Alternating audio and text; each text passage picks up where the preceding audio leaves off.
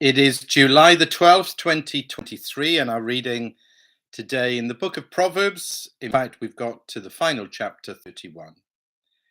The sayings of King Lemuel, an oracle his mother taught him. O my son, O son of my womb, O son of my vows, do not spend your strength on women, your vigor on those who ruin kings. It is not for kings, O Lemuel, not for kings to drink wine, not for rulers to crave beer, lest they drink and forget what the law decrees and deprive all the oppressed of their rights.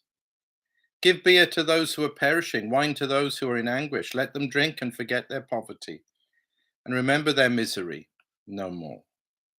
Speak up for those who cannot speak for themselves, for the rights of all who are destitute. Speak up and judge fairly, defend the rights of the poor and needy. A wife of noble character who can find? She is worth far more than rubies. Her husband has full confidence in her and lacks nothing of value. She brings him good, not harm, all the days of her life. She selects wool and flax and works with eager hands. She's like the merchant ships, bringing her food from afar. She gets up while it's still dark. She provides food for her family and portions for her servant girls. She considers a field and buys it. Out of her earnings, she plants a vineyard. She sets about her work vigorously. Her arms are strong for her tasks. She sees that her trading is profitable, and her lamp does not go out at night. In her hand she holds the distaff and grasps the spindle with her fingers. She opens her arms to the poor and extends her hands to the needy. When it snows, she has no fear for her household, for all of them are clothed in scarlet. She makes coverings for her bed. She is clothed in fine linen and purple.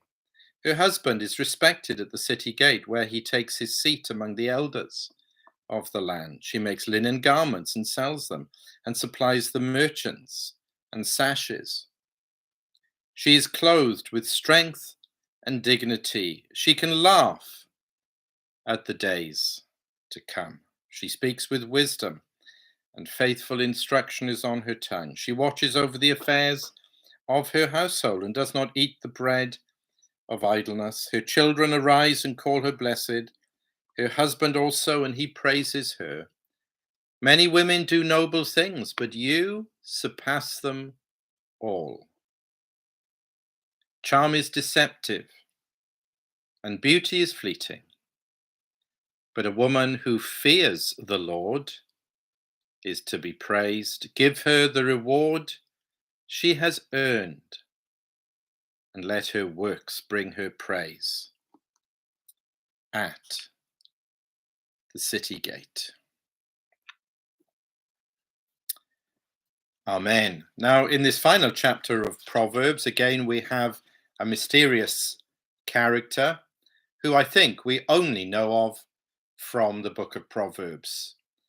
The sayings of King Lemuel, an oracle his mother taught him. And the opening verses are very mysterious, but also full of wonderful, wise words.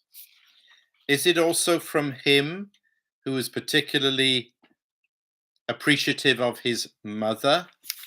Is that the wife of noble character that he's describing in these final verses? We have this as an epilogue, and it is one of the most glorious and memorable and beautiful descriptions of a wife, a mother, a woman in any literature from the beginning. And even within the Bible, it is unusually glorious.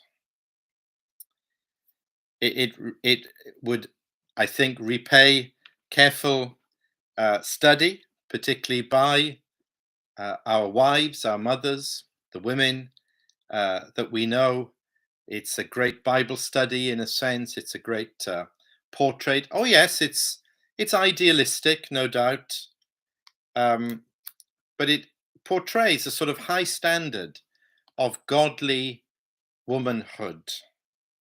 And there's so much in there we could draw attention to, and we could comment on. But I want to just mention one verse, and it's verse 25, and then a verse at the end. All these tremendous things that are said about this woman. She is. She gets up, she considers, she sets about, she sees, she does, she makes. And verse 25, she's clothed with strength and dignity. She can laugh at the days to come. Because of the first part of the verse, she can do the second part of the verse. Not laugh in an irresponsible or a carefree sort of manner, but laugh in the sense of it's a sort of expression of confidence and faith. She's not phased. She's not worn down by care. She's not eaten up by anxiety. She can trust in the Lord and commit her ways to God and know true joy in her circumstances day by day. I'll never forget these words being quoted by the then Archbishop George Carey in the funeral of Queen Elizabeth, the Queen Mother. So our Queen Elizabeth II, her mother, you might well remember her. By the end of her life, she was just a kindly elderly lady, much loved, didn't do a great deal perhaps, but she was an essential part of the royal family.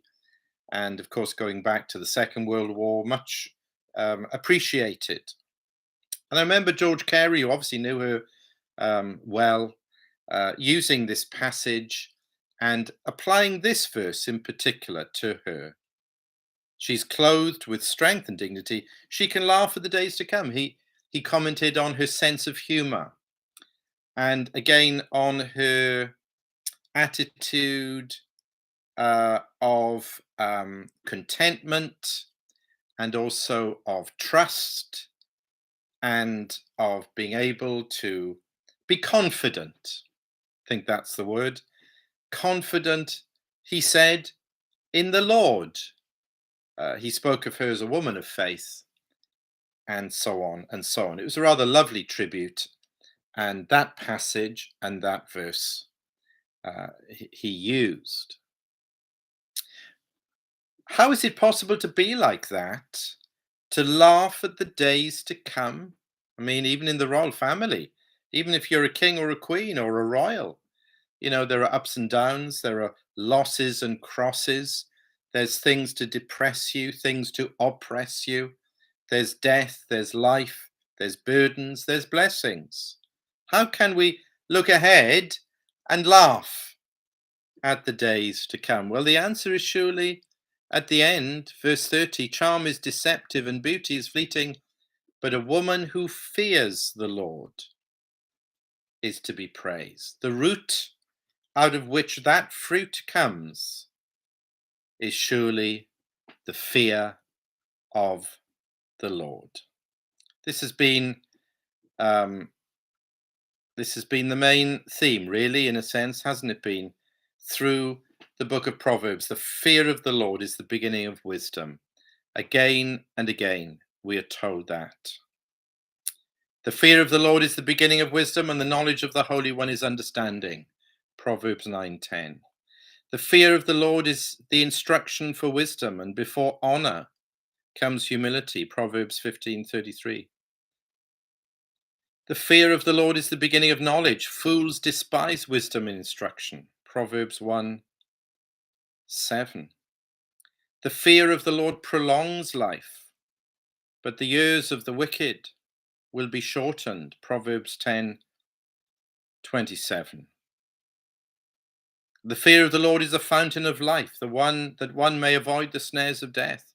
The fear of the Lord leads to life, and so on and so on and so on. Proverbs 14:26, in the fear of the Lord, there is strong confidence, and his children will have refuge.